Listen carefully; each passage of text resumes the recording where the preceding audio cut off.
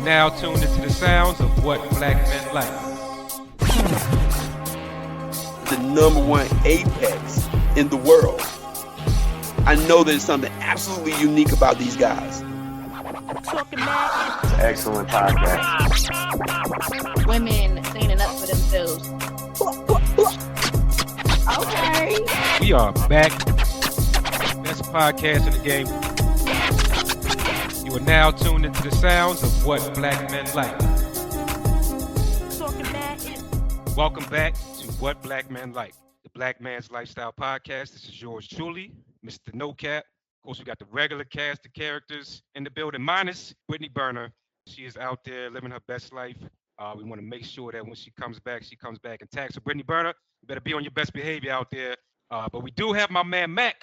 Mack is back in the building. Real quick before we introduce our guest, how you feeling, Matt? Man, feeling great. Happy to be here, man. Thanks again for the invite. Yes, sir. Glad to have you on. Always appreciate your wisdom. But today we have a very special guest. Man is doing big things out there in the social media space and beyond. We have Mr. Dave Anderson. Mr. Dave, can you come in here and introduce yourself real quick? Hey, it's Dave Anderson, better known as the business bully, author, speaker, entrepreneur, and all-around good guy. Fantastic. Glad to have you on. We're going to be talking about the Democratic Decepticons, the theme of this show. So we're going to talk about politics in general, but we really want to dig in on the Democratic Party, especially given what's going on right now. Recently, we had on the show, we had the legend, Pimping Ken. We had Pimping Ken on here. Oh, yeah. Pimping Ken talked about how he's now gone from pimping in the streets to actually pimping himself, meaning turning himself into a business, a serial entrepreneur. In terms of politics, would it be a better strategy for black people to approach it like the pimp game? Meaning our votes are for sale. Whoever comes to the table with the highest bid is whoever's going to get our votes. And I'll start with you, Dave. What do you think about the mentality of putting our block vote out there for sale to the highest bidder? I think the thing of it is, black people are so caught up in emotions that we don't ask for tangibles. But here's a funny little fun fact for you guys. Every other special interest group, race, culture, creed, religion, votes in blocks, and they vote their interest and they demand certain things from particular candidates and they buy politicians. America's for sale, and I'm not just talking about land, I'm talking about politicians. What do you think super PACs are? And that's the problem. We get so emotionally caught up. Like, I'm a Philadelphian, which basically makes me a Sixers, Eagles, and Phillies fan, but let's talk about the Eagles. If you've ever met an Eagles fan, you will understand that we're insane. The only people crazier than us are Cowboys fans because, well, come on, man. Taylor Swift has had more playoff appearances than the Cowboys in the past decade, but they love their Cowboys. We ain't got to do that, bro. We ain't got to do that. Oh, I'm sorry. Did I lie? No lies were told. Were told. So the thing I just of it didn't is, like it. I'm an Eagles fan, and I love the Cowgirls, so I can beat up on them. Anyway, the thing of it is, we treat politics based on how much we love the quarterback being the president, how much we love the wide receiver being the governor. Like, we don't look at things from a what's in it for me perspective. And in a country that operates like a corporation, because you got a CEO, you got a board of directors, and you got HR, at some point you got to realize that the reason we're not getting further ahead is because we're looking for people to do the same thing the Temptations said in the 60s. Vote for me and I'll set you free. Come on, man. Stop playing with me. Because we ain't made no progress. Mac, let me throw this to you, Mac, because I don't know how politically aware you are, but what Dave just laid out, does that make sense to you? Yeah, I think everything he said makes sense. And I don't think we're organized enough when it comes to decision making in regards to politics. I don't think we have anybody representing us to draw us out and to want to be a part of the scenario. Honestly, like, I've yet to see a politician that spoke to me and the things that I was concerned about, with the exception of maybe Biden briefly talking about student loan forgiveness. That was the only thing that kind of caught my attention. But in everything else that I was hearing from him, it didn't really apply to me. Gotcha. Brother Anu, are you there? Yes, brother, I'm here. How y'all feeling today? Glad to have you on, Brother Anu. Can you come in and introduce yourself real quick? We're right in the middle of the conversation. We're just going to bring you in, but can you introduce yourself? Yes, sir. My apologies for the delay. But I've been watching some of you guys' content and I really love it. But just to introduce myself, my name is Anu for short. My full name is Keanu from Queens, New York, born and raised. I am an entrepreneur. I have two businesses. One of my businesses is credit repair and business funding. And then my other business, my primary business, is health and wellness, right? I own two health and wellness companies, one called Liquid Blends Corporation and also Herbal Fuel LLC. Just to give you guys a little background of myself, I'm Jamaican and Trinidadian. I'm 23 years old, or years young, should I say. And I'm in the stage of my life where I'm looking for my tribe when it comes to not only just like mine, but actionable melanated people, people who are not only just saying, but doing the things that they say and really living the life that they speak. So I appreciate you guys having me. Great to have you on, bro. I'm glad that we have a Generation Z or whatever the hell generation you are. I'm glad Yes, sir. Yes, sir. we need these different perspectives, especially from black men. My next question, Dave talked about the emotional connection to politics that black people have. So, I look at politics as business. Like Dave laid out, America's a corporate. It literally is a corporation incorporated in the state of Delaware, actually, if you want to look it up. But yes, sir. Business of politics, like what does that look like to actually do business in politics? I'll start with Dave and then I'll toss it to Anu. Okay. So what does it look like to treat politics like business? Yes, sir. All right. So here's the thing, and everybody likes to talk about, we don't have a politician to represent us. That's not it. We have not forced a politician to represent us by threat of job loss. Agreed. Right? So I spent an exorbitant amount of money trying to start a super PAC, and black people told me, I don't understand what that's for. I don't get it. Why would you do that? That don't make no sense. I put out an agenda. Dr. Claude Anderson with Ice Cube put out an agenda, and then went to the Biden-Harris campaign and went to the Trump campaign and said, this is what we want. And Biden and Harris said, yeah, nah, we'll talk to you after the election. And we're 3.5 years in, and they still have not talked to Ice Cube. Yet and still, when Ice Cube talked to Donald Trump, who was willing to listen and incorporate a lot of what Ice Cube and Dr. Anderson had laid out, put it in the platinum plan. And then ever since then, people's trying to ostracize this man. This is transactional. You do not get emotional when you go to McDonald's and there's a person handing you your Big Mac. You don't get emotional when you go to the bank and they cash your check. I mean, you might, because that could have been like your bonus. You might like do a little jig, but that's a personal thing. It's not between you and the teller. But when it comes to us dealing with constitutionally duly elected public servants, we start romanticizing them, because the truth of the matter is, and this is the part that black people don't like to hear from me, is that we don't want the responsibility of being accountable, being responsible when it comes to actually moving ourselves forward, right? Regardless of who's in office, I'm going to make money. Regardless of who's in office, I got to make payrolls. I got to be a father. I got to be a husband. So at the end of the day, we have to start making some demands and pressing on those demands and threatening to leave. We don't do that. We're like, we like this person because this person wears their hair a certain way, or they cook greens in the bathtub, or we know Joe and Joe knows us. We don't even push back when they literally mess up campaign promises like student loan forgiveness, which was supposed to be $10,000 per student. And what wound up happening was he did less than 9% of the entire nation who was debilitated with student loan debt, when he could have easily written an executive order, would have had that thing tied up in the Supreme Court, but the damage would have already been done on behalf of the American people. Then, if in fact the Supreme Court said, yeah, we don't like this, that, and the third, the president, right after he signed that executive order, could have got in front of the nation and said, my fellow Americans, you need to get with your senators and demand them. We've created a website where you can find their numbers and demand that they pass student loan reforms. But now he got everybody's vote because of optics, because of the appointed nominee. That's our problem. We're going to be winding up at the bottom, complaining, looking for a massa.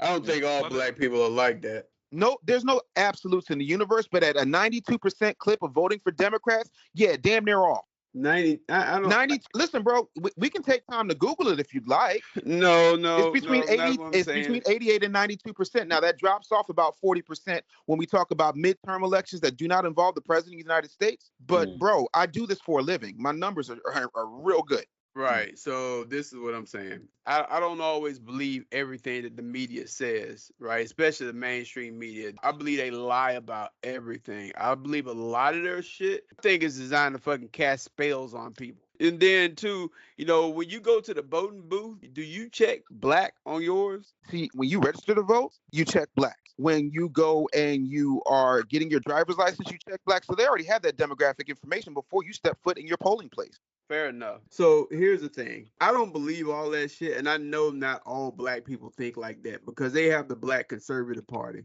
I know. I'm a black conservative. What the media does is they try to paint a picture like all black people are doing the same thing because they want all black people to do the same thing. I agree with what you're saying, that people vote with optics. They vote based on what they see. not based on what they research or what the logic says.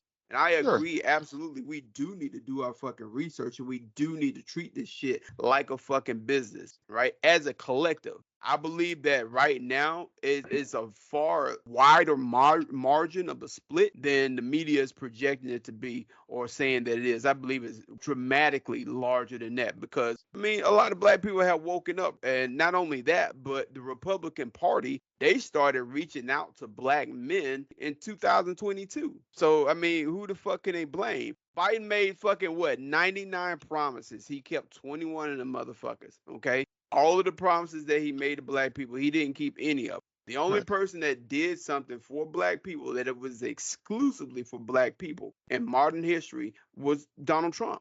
Yeah, Mm. absolutely. It's crazy. But the That's thing crazy. that I want to touch on is a few things. Are you in the media? What media? What are you talking about? Meaning the mainstream media. Have you worked in the media? No, I didn't. Two things. You're absolutely right in everything you said, except when I say what I say, I don't get my information from the mainstream media because I was the mainstream media and I left it because it's disgusting and toxic. When you look at the Bureau of Labor and Statistics, when you look at collected data from independent sources, the numbers mesh out that way. And it's unfortunate. Yes, Trump is causing a shift, a very lateral shift, but by and large, not only is it the media, but it's also the way that society has been ever since LBJ reluctantly signed what he called the nigger bill and told Martin Luther King, you're going to have to hold me to it. But when I say what I say, trust me, it's not coming from the media because I rejected the media, having been in it for 30 years. Let me get the young brother in here. I want to get his opinion on, because we the old heads. We sit here and argue all day. Quite frankly, like speaking from a Gen Z, like our view on politics is really like we don't really care too much about politics. We're kind of like the generation who's like trying to move away from politics and basically like exist within our like reestablish our own society. So I'm gonna be frank with you guys, right? I don't work in the media, but being the fact that I am active on social media and I have businesses, I have no choice but to see things, especially with algorithm. Mm-hmm.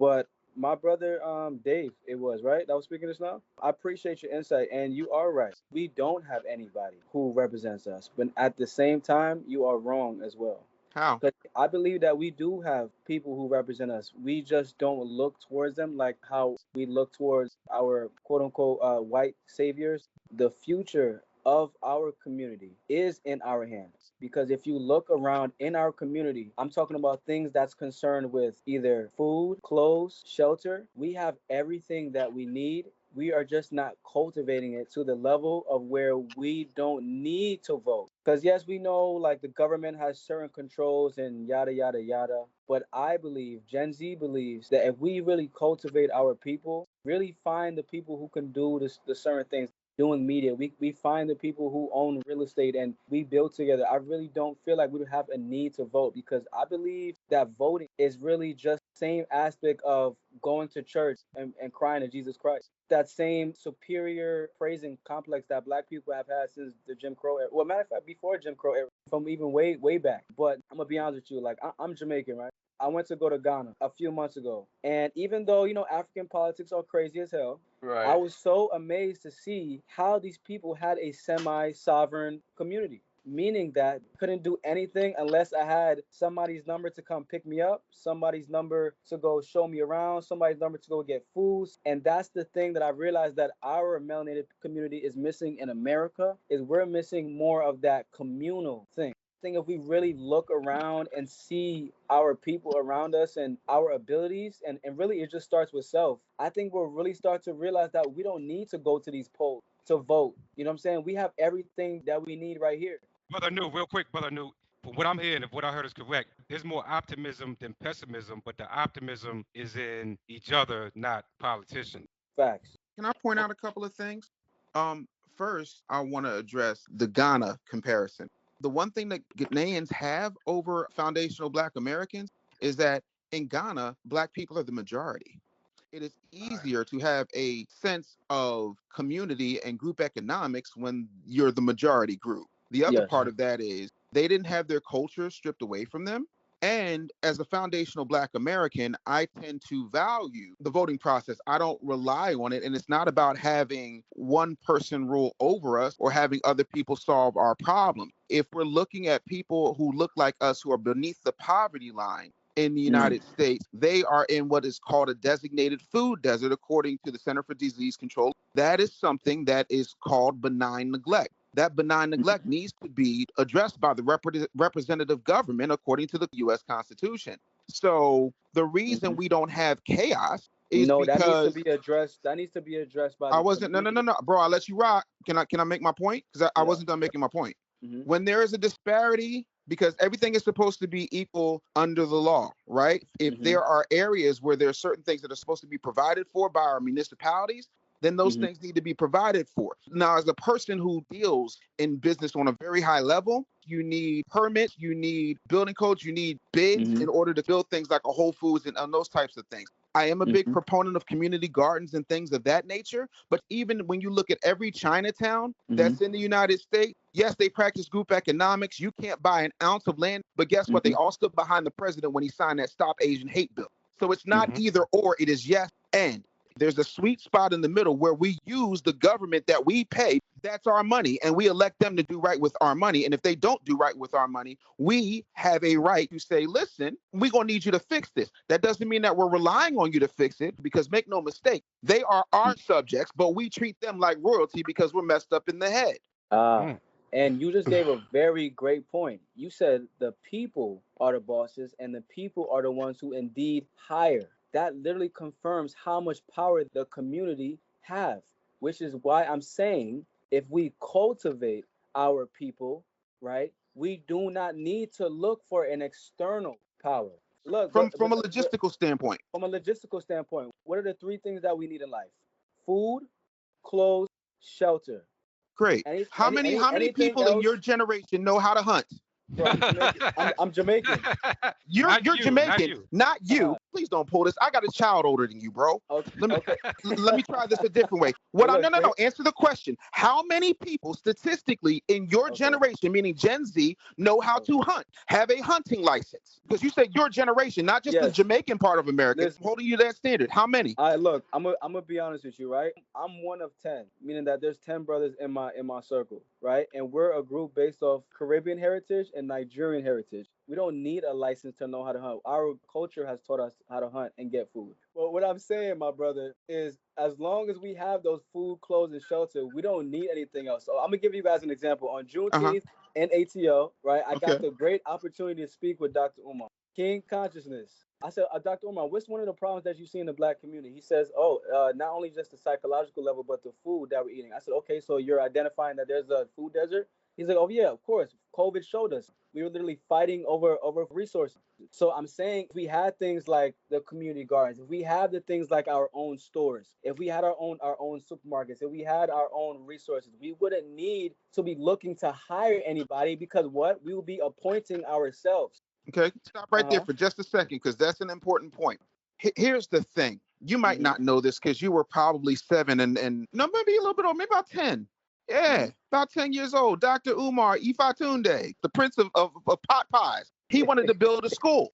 14 years and $2 million later, that school has not been built. There's a building, but there's no school. So the idea of someone who has been doing this for the past a decade and a half and still is talking about he's running around looking for schools across the country when he hasn't built one, hasn't signed one teacher, and has only put a fresh coat of paint on a trap bando in Delaware is not real leadership. Even with group economics, and you're talking to somebody that has 300 employees who are Black, primarily foundational Black Americans, but I've got people from Ghana, I've got people from Nigeria, I've got people from Jamaica. And here's the gag. In order to get things done, you have to have an operating budget. Still going to have to deal with permits, because there was upon a time way before you were thought of, when I was about 7 years old, when we had a mayor named W. Wilson Good here in Philadelphia, also where Umar is from, ironically. And what happened was they had a movement called MOVE, and they had about an entire city block. First time ever that the American city was bombed. Not only that, the first time that American city was bombed on American soil, live on television, at the order and behest of a Black Democratic mayor. So if you don't have the infrastructure, which is what's lacking from your very rainbows and butterflies plan, you're sunk and you're bombed out and depleted like Afghanistan. Now, real quick, I'm going to get Mack and Willie P in here. Mack, I love the dynamic that's going on here. We need the optimism, but we also need the realism.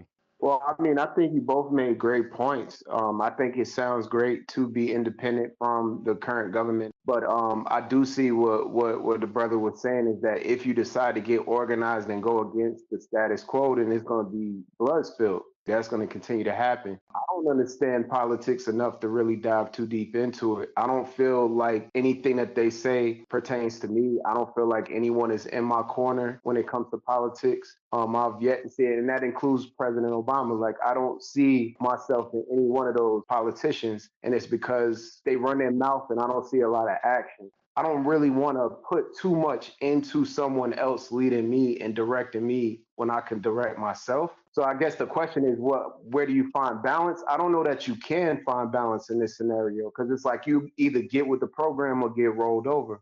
Well, Um, that's not exactly what I'm saying. And let me be clear. First of all, you sound like a conservative because third grade civics, and I know they do a shitty job. I went to worst public school in America. The thing of it is, what you want is for the government to get clear the fuck out of your way. You vote based on a voting block and saying, hey, I'm going to do this for you. As a result of me doing this for you, you're going to move out of my way when I build shopping malls and these grocery stores. You're going to move out of my way when we build these community gardens. And not only that, same way that you're protecting these big stores like Lululemon from these migrants that are robbing everybody else, you're going to make sure that we have officers here. It is not anything other than a symbiotic relationships, and all relationships are symbiotic. That's how that works. And until we understand that there is a relationship to be had and being left the fuck alone in the relationship to do what I need to do for me, you're going to find opposition. That goes back to the beginning of pimping and it sounds like gangster shit to me. Like, I understand gangster shit. So if we were able to lay it out that plain, I think we would be a lot more successful in playing this game. Willie P, do you identify with liberal or conservative, or do you just kind of stay neutral? You know what? This is what I want to say. I think the thing that turns a lot of people away from politics is when we try to demonize them for not knowing. People are not attracted to learning something when they feel like the teacher is either ostracizing them or belittling them. You know, that's a lot of reason that black men are turning away from the Democratic Party is because they spent 4 years fucking telling them that black men that they weren't shit. You know, they ain't got no fucking education. They ain't up to par and all kinds of shit like that. Well, I mean, what kind of man wants to come home to some stuff like that? And no intelligent person would ever stay in an abusive relationship. And that's pretty much what it is. So if we're trying to educate people, you know, it would be important for us, if our intent is to educate people, it'll be important for us to consider the people that we are trying to educate. Everybody's not on the same level. And that's fine. I'm okay with that. Everybody is not going to be able to swallow all the food that you're stuffing down their mouth. Sometimes they gotta take. Pause. Right. No, I mean, look, and on a serious note, man, I mean, everybody's not gonna be able to swallow it. No, you're making a great point. You cooking right now. You know, if what we're saying is true, right? We talk about the black community because we're black. But it doesn't just apply to black people. Anybody, if you're trying to educate them, you know, you got to educate them on their level. Look, this is what I need you to know, and this is why I need you to know it. Right. Here's the thing. So in 1993, I was taking a nap, and all of a sudden I heard my father, who was a very, very large man who was in law enforcement, say, "Dave, get your black ass up and get out of the house. There's a fire." There wasn't time for him to be the nurturing, loving dad I knew him to be. As an educator and as a person that teaches on a collegiate level and also has a 9-year-old with special needs, I understand the importance of feeling good about what I'm telling you, or, you know, feeling good about the tone that you get the information from. But the truth of the matter is, you've been spoken to sweetly by Bill Clinton and got nothing. You've been spoken sweetly to by Barack Obama and got nothing. By Joe Biden and gotten even less. And now you're being spoken sweetly to by a woman who claims sometimes to be black and sometimes not, who has flip-flopped on every single position that she has had. And we still are in the shitter. So forgive my tone if I have a certain level of urgency to the fact that black men are still 1 in 3 going to prison in this country for nonviolent drug offenses and being used in the second part of the 13th Amendment that allows slavery. Forgive me if I'm a little fed up, because in my 5 decades of living, I have seen this play out again and again and again. There comes the point we got to stop worrying about our tone and start looking That's not the in our point that I was situation. making. Not the point that I was making. Overall, what we need to be looking at is our intent. what's the overall goal? If your goal is to teach someone, do you have to teach them on their level? You can't expect for them to just run behind you. It's like me, an avid runner, Sure. expecting for somebody to fucking sprint behind me, and they fucking fat and overweight and shit, and they just getting off the couch. That's not realistic. Okay. No, not at all. You walk with them, right? And then you get them comfortable. They run a little bit and then go from there, right? You have a background in teaching. I'm not challenging that at all. What I'm trying to do for you is the same thing that you're trying to do for black people. Get you to realize that everybody is not there, but we need to get to that point, and there's a way that we get there. Cool. Now let me ask you this: do you think you need to be a political scholar to understand the importance of your vote? That's not what I said. No. I didn't say that's what you said. I'm asking you. I think you need to know something about what your vote is going to. Like when you're making a transaction at any retail store, you need to understand what your dollar is really getting you. Okay. Yeah. You need to understand what's happening when you make that purchase. All right. How much taxes are you paying? I think that it's important, with educating yourself. I absolutely agree with that. We're not going to try to sugarcoat responsibility. People have responsibility. That's not what I'm doing. What I'm saying to you is you need to understand what your intent is. Is your intent to belittle or educate? If your intent is to belittle, then cool, stay the course. But if your intent is to educate, then let's consider the audience. Here's the thing. My whole thing is never to make anybody seem less important. Everybody's important. But here's the thing. If we're on a plane, right, and I'm piloting the plane, I don't need to teach you how to fly the plane. All I need you to do is follow these simple instructions. Keep your seat in an upright and locked position, right? The fasten seatbelt sign is on. Sit back and let me fly the plane. But I need you to get on the plane because right now you're holding up the boarding for us to get to our destination. Yeah. The stewardess, they have a blind trust for the pilot to be able to get them there. Kind of like when you order an Uber. You have a blind trust for the driver to be able to get you to your destination. Some of them niggas crazy too. But the thing that you need to know, they're going to teach you that before they get started. So that's what I'm saying. Hey, what is it that we absolutely need you to know? Willie P, who are the stewardesses in our community? Because Dave is the pilot. Okay, well, if Dave is the pilot, then all right, we need to understand where we're going. First off, hey, where's my destination? The stewardess, they need to be the people, all right? Like W.E.B. Du Bois said, he said everybody's not going to get there. It's going to be the top 10% that's going to go out and get it. And then they need to understand it's their responsibility to bring it back and teach the people. That top 10%, they're the ones that are responsible saying, hey, look, okay, this is what's going on. All right, let me bring it back to you. Perfect example, what y'all were talking about when you said Ice Cube went out and met with the president. Ice Cube didn't just keep the information to himself. He met with people. He met with leaders and said, hey, look, I met with the president. This is what he said. What do y'all want to do? But the only thing was when he said this is what's going on, they had no idea what they wanted because they didn't understand the destination. But here's the thing, and here's a couple of things I need to clarify because that was a great point. What Ice Cube did, because Ice Cube is also not a pilot, he went and got the black person he knew who had been dealing in finance and government, Dr. Claude Anderson. And Dr. Claude Anderson, who's written the Black History Reader, Powernomics, so many different books and guides that have been around for the better part of my lifetime for us to read. That part was there. But you know what happened? Everybody belittled him for telling them we need an agenda, and I'm meeting with any and everybody who can help us fulfill this agenda. There are no absolutes in the universe, but the gross majority of people in the world didn't back that plan, because if you were to stop 10 random black people in America right now, Ice Cube met with Donald Trump and he tried to meet with the Biden administration, they might say yeah.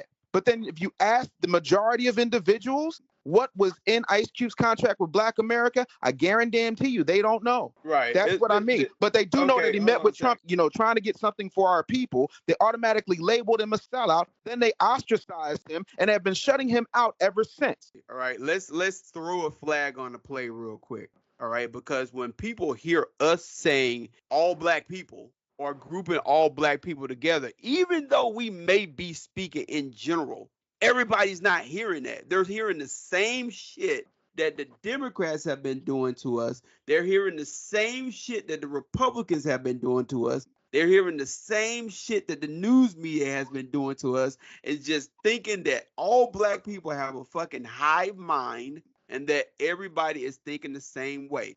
Let's go ahead and change the language real quick, and let's call it for what it is. Let's be You're logical. absolutely right. Let me break this down to everybody. I don't mean to say all. I mean the gross majority of individuals that, as backed up by the numbers. I know that, there's a bunch of individual snowflakes in the black community. So I apologize to you 6 people. Nah, don't play that. No, But the numbers back me up on that. The numbers back me up on that. No. This is what we're doing. Essentially, what's going on this podcast is what we're doing. We're addressing problems, and then we're repeating the same fucking problems that we're addressing. How the fuck? No, we're getting caught up in the not all police instead of actually addressing the actual issue. Man, look, it's not an argument. All right, I understand that numbers lie. I understand that the news media is dedicated to fucking lying, especially when it comes to black people. One of my biggest things I always tell people is like, how is it that you can trust the media to tell the truth to us when they constantly lie on us? The news media is not going to tell you the truth. Statistics are never going to tell you the truth. They're absolutely designed to lie. No matter what they say, how many millions of black people are in this country, do you think that they talk to every single one of them? Absolutely not. It's absolutely unrealistic because there are some people that won't even fucking talk to them. All right? That's a good point. But I want to move us along because I don't want to get us dragged down into that. Man, look, bro, we've been dragging for a long fucking time. Okay, well, now when I start making sense, y'all want to be like, let's move on? Yeah, because I want you to look bad to the audience. Anu, can you come in here and give your quick opinion on what was just said? Yeah, I think that like Dave and Willie P have some good points, but I think that got to be as simple as this. I'm from New York. Dave said he's from Philly, right? And you guys. Yeah, I'm from B-More, and Willie P is from the South. Mack is from New York too. Mack is from New York as well. Okay, so I think it really just gotta be like this. Like I'm not even trying to be on no sunflower butterflies optimism. I think that if we really just be like, okay, this is where I live. This is the community I live in. This is what I lack. This is the community that you live in. This is where you at specifically. This is where your community lack. What can we add to this, or who can we be with to pull resources to make our community, right? Because that's really what being a man is, or being a manifestation of God is really just seeing yourself in your environment where we can actually see ourselves and see better from our environment. Because what we're doing right now, we just going in a tornado of problems that we've just all been talking about. And Willie P does have a good point. We do sound like those Democrats because Democrats, all they like to do is talk about problems. So I think that the conversation that should really be constructive between us, melanated men, is one, knowing who we are, right? Congregating between each other, seeing exactly what locations we're living in, what our locations have in common as far as lack of resources, figuring out what we need for our particular location so that our communities could thrive. And then it'll be a conversation of gaining the capital. Because my brother Dave was talking about the licensing, right? So what is the steps of how we could first create the plan of first identifying what we need and then laying out the steps of what we can do to get what we need so that we're not going in this spiral of problems. This sounds like Powernomics. So exactly. And I actually read that book. I haven't finished it, but I actually read that book because that book was gifted to me. But I'm going to tell you guys this. I'm from Queens, New York. I live in Rosedale, Queens. One of the biggest problems in my neighborhood is there's too much Chinese people that own the supermarkets and they own our beauty supply stores. And they got about 5 Chinese restaurants that black people still eat at. So those are the problems right there. It's for me to look at Willie P and be like, yo, Willie, wherever you at in the South, what is it like in your community? And what is your community lacking? Yo, well, my brother, we lacking this. Oh, shit, I'm lacking that too. Yo, what can we do? Oh, this is where the knowledge comes in. Okay, well, I know this. Oh, shit, I know that. Okay, so we can do this. The reason why I told you guys about the conversation, I wasn't trying to get clout of the Dr. Umar situation, is because I told Dr. Umar of my vision of having a hydroponic community garden within black communities so that even if people who are living in the North who can't actually plant something in the physical ground could still be able to access food and not have a lack of food, parentheses, recession proof, so that we wouldn't be having to go look and fight over resources at Walmart or Target or these other places that don't even be giving us some real food. Because we really want to talk about us moving forward, it really all starts with the mind. You know what I'm saying? I know that sounds cliche. I know we hear it all the time, but it really does all start with the mind. Because when we have a good mind, we can now have a better perspective.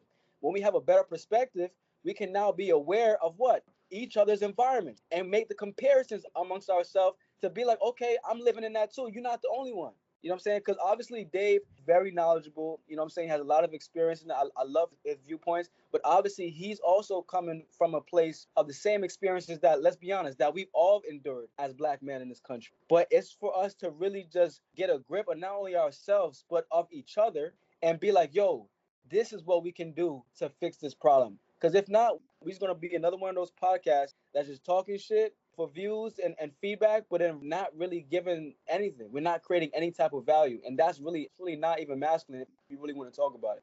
I love the energy and intelligence and optimism combined. I love that combination. I definitely didn't have that when I was your age. I was crazy. Shit, I But did. Look, I think really what you did it not is. stop fucking lying, Willie P. You did not sound like that.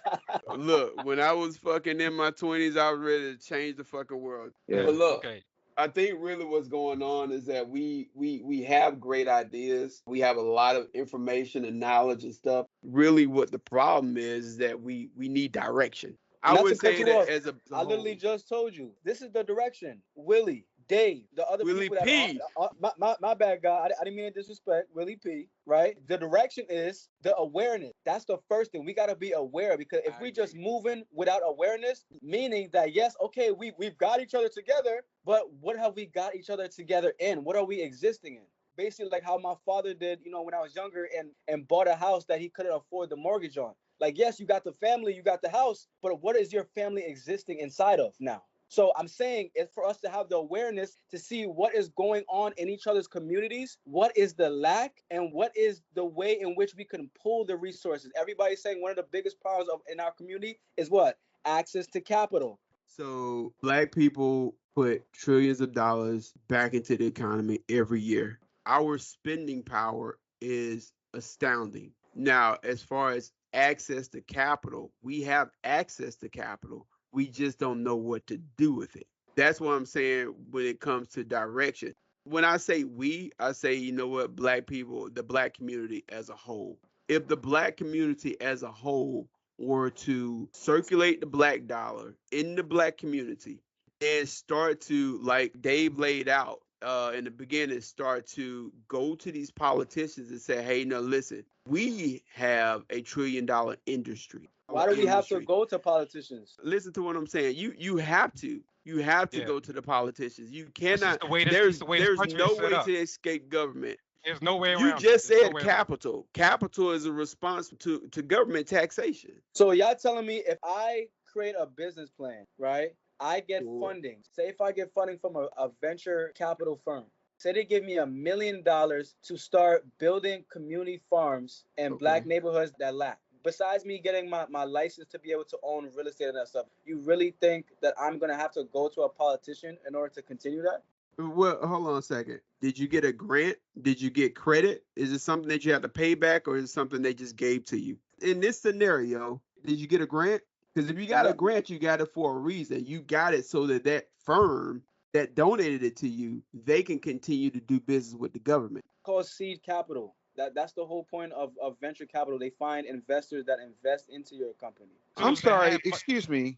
I can't. I'm sorry. I just can't. This is what I was saying earlier, and again, at the risk of sounding like I'm belittling somebody, everything sounds really good until you start to realize that any venture capitalist is going to want to find a way to make money back. And then when you're dealing in community farms, because I've helped build a few, I can tell you that is usually a 3 to 10 year turnaround. And that also depends on the way that the weather is, the condition of the land, the way that the property is annexed, all of those types of things. I was talking about hydroponics. These are things that are grown indoors. Hydroponics only deals with vegetation, which is great, but that's only one part of it.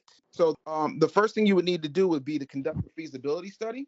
Because you'd have to be able to make sure that the land is suitable. You'd have to have access to water, soil. You'd have to understand the zoning laws. You'd have to understand the environmental impact. Then once you're done doing that part, you're also going to have to show them what's called a master plan, which means that you would have had to have created a blueprint that outlines the community's layout, the infrastructure, the housing, all the sustainability and the sufficiency plans. Notice I'm not giving you problems. I'm giving you solutions. I love it. Then, before you get to the VC part, you would have to have already secured financing either from independent sources, crowdfunding, or a bank. And that would also have to deal with the fact that you would need to have plans laid out and a budget mapped out for construction, infrastructure, amenities, right? That's when you start to attract investors. Then you'd have to go to the government and obtain work permits and approvals, because you're going to need construction, waste management. You have to have compliance with local laws and regulations. And then you have to wait for it, build infrastructure, which means that you would have to deal with roads, water supply, electricity, waste disposal, and renewable energy sources. Then you'd have to actually construct that, right?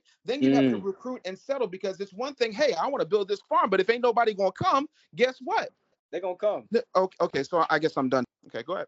They're going to come. Now we're in the field of dreams, ladies and gentlemen, because they're going to come. Because I could have swore I had the floor because I was trying to teach the future, but the future is teaching me. Well, you know what they say, man. You know what I'm saying? Sometimes children are the future. You gotta listen to the kids. But I love your plan, and honestly, I think we have a great and long journey ahead of us. So I think if we are all serious, because you just laid out the steps of the research. No, I didn't. I got through half of the steps, and then you started telling me about the future. But here's what I'm saying, right? Because I've chat GBT all this stuff before. How about we, bro? Did you really see this through?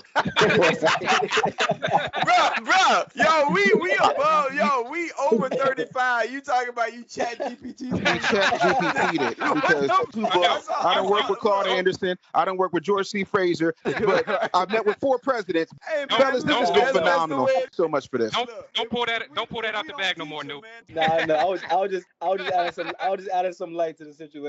Well, no, really, like when a master teacher is talking, you gotta shut up and listen. You gotta let him land. You cannot interrupt.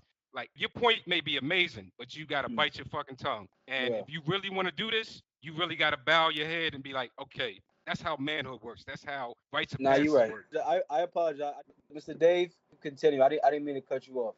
I apologize. No, it's all good. I mean, listen, bro, I'm not an AI, so. But the bottom line is, even with all of these steps, you're going to have to understand that it's not going to be as simple as you think it's going to be just because you want it to be that way.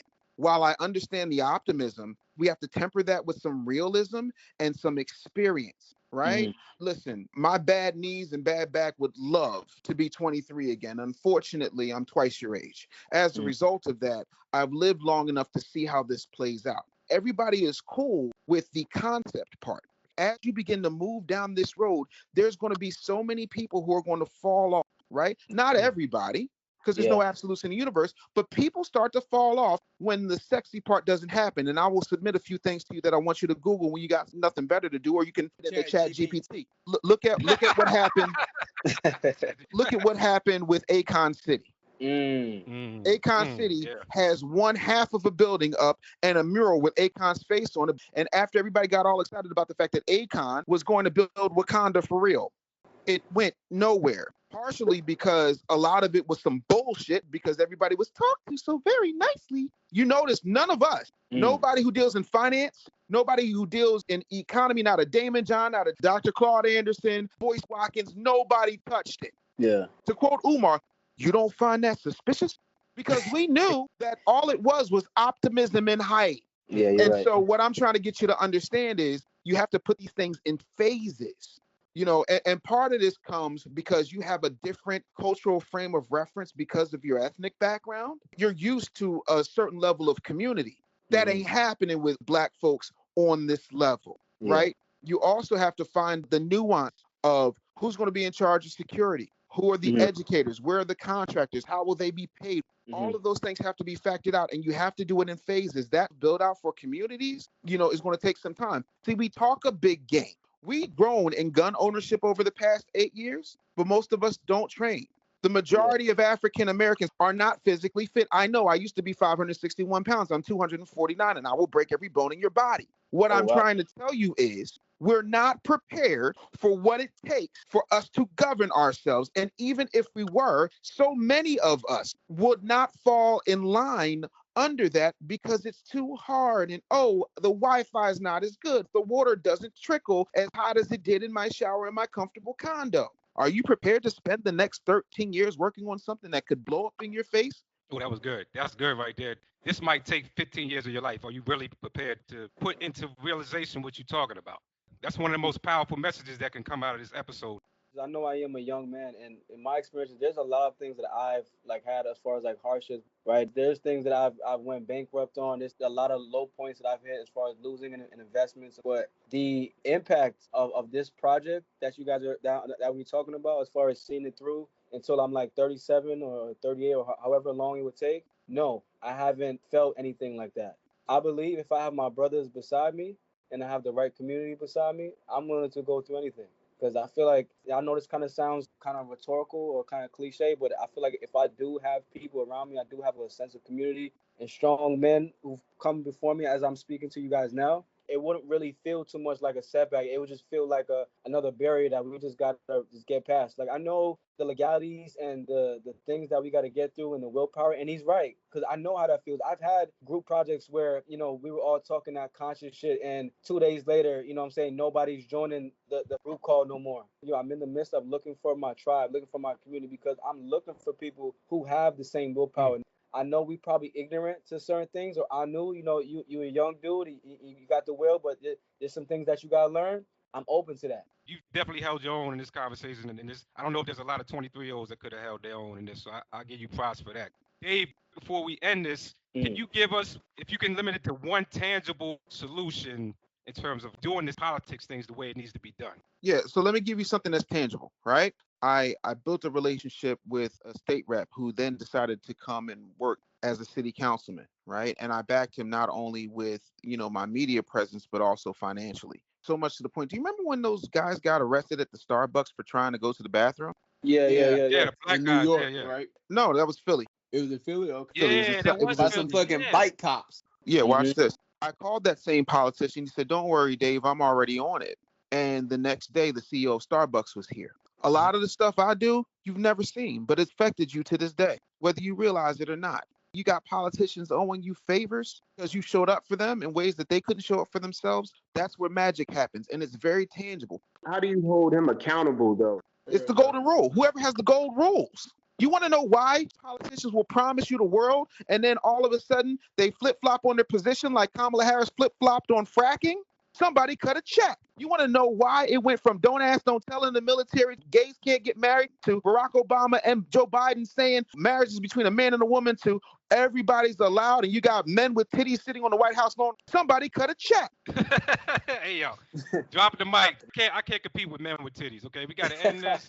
That was fucking amazing. I'm going to give our guests a chance to come in here and tell people where to find them. Brother Dave, can you come in here and tell people where to find you? I'm sure people would definitely want to tap in with you. Well, first, I want everybody to take time, wherever you're listening to this podcast, make sure you're subscribing it and send it out to 10 of your friends, because these platforms, whether we agree or not, we need to have these platforms out so that people can understand the importance of independent Black media. So that's first thing. Second thing, for me, you can find me on all social media at The Business Bully. And then if you want to dive deeper, you can go to thebusinessbully.com/without paid ads.